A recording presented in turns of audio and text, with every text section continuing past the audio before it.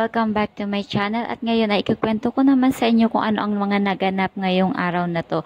So ayan guys, si Elise nga ay talaga namang hindi tinatantanan itong si Marisa dahil itong si Marisa ay nag-present ng bagong design ng perlas sa kanilang kumpanya. Subalit itong si Elise ay hindi naniniwala na magiging maganda ang resulta ng ipipresent nitong si Marisa, kung kaya naman ay nagkaroon ng isang board meeting na naman ulit na kung saan itong si Marisa nga ay nagpresent ng kanyang bagong idea at itong si Elise ay kumontra. Ayan, habang masayang nagpe-present itong si Marisa, ito namang si Elise ay biglang tumaas ng kanyang kamay para sabihin na hindi maganda ang idea nitong si Marisa at ipinaliwanag ni Elise kung bakit hindi maganda kasi nga madaming competition ngayon at hindi naaakma ang pinresent nitong si Marisa dahil ito ay matatalo lamang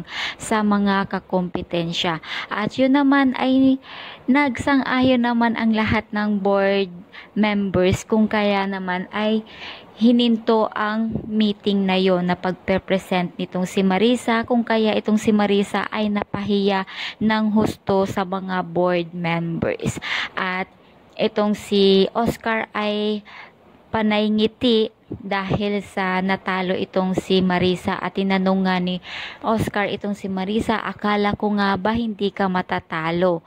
So ayan, biglang sumimangot at nagalit itong si Marisa at naiwan siyang mag-isa sa office ng board members at umalis ng una itong si Elise na masayang masaya at pagdating niya sa office, ito namang si Gabriel ay hindi nakapagpigil at tinanong niya itong si Elise kung bakit nga ba pinag-iinitan niya itong si Marisa.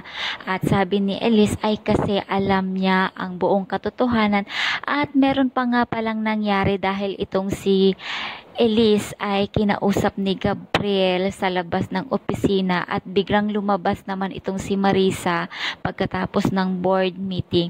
Ay nakita siya ni Elise at nakatalikod itong si Gabriel at syempre para mainis ng husto itong si Marisa ay hinalikan ni Elise itong si Gabriel dahil nagtatanong itong si Gabriel. Imbis na anuhin niya, sagutin niya ang mga tanong ni Gabriel ay bigla niya na lamang itong hinalikan sa harap ni Marisa para pagselosin ito dahil nga alam ni Elise ang buong katotohanan. So ayan guys, itong si Elise talaga ay hindi naman papatalo at ngayon nga itong si Elise ay nasa bahay na at si Gabriel at nasa isang kwarto sila ng kanilang bahay na kung saan ay magkatabi pa rin sila sa iisang kama. Subalit itong si Elise, nang lapitan siya nitong si Gabriel ay umiwas ito at doon na sila nag-away mag-asawa dahil nga inamin na ni Elise, hindi na nakapagpigil itong si Elise, inamin na ni Elise na alam niya ang buong katotohanan at nasabi niya na rin kay Gabriel na alam niya ang totoo at matagal na nilang niloloko itong si Elise. Sinabi din ni Elise dito kay Gabriel na alam niya na anak niya itong si Jacob matagal na at meron silang relasyon nitong si Marisa matagal na at nagsasama sila sa kumpanya na sarili niyang kumpanya at itong si Gabriel ay shock na shock nang malaman at marinig niya yon sa mismong bibig ni Elise at humingi ng tawad itong si Gabriel, subalit matigas talaga itong si Elise dahil lumuhod pa itong si Gabriel sa harapan ni Elise, subalit hindi inintindi ni Elise dahil umapaw ang kanyang galit. Gagawin daw lahat ni Gabriel para maayos ang lahat at ipinaliwanag din ni Gabriel dito kay Elise na isang gabi lang yon, isang gabi lang. Subalit ang sabi naman ni Elise ay nagkaroon sila ng anak, meron kayong anak, so hanggang ngayon niloloko nyo ako.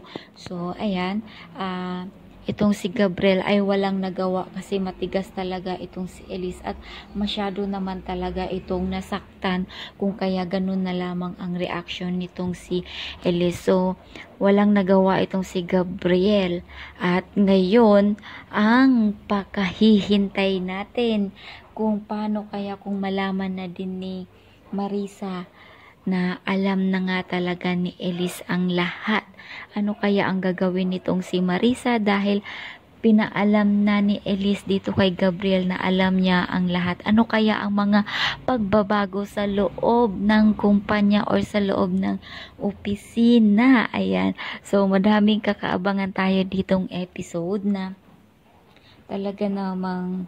talaga namang kaabang-abang at itong si Elise ay nagsisimula pa lang sa kanyang paghihiganti at tingnan natin kung ano yung magagawa ni Marisa para patunayan niya na wala siyang relasyon dito kay Gabriel. Dahil yun din ang pinapatotohanan ni Gabriel na wala silang relasyon.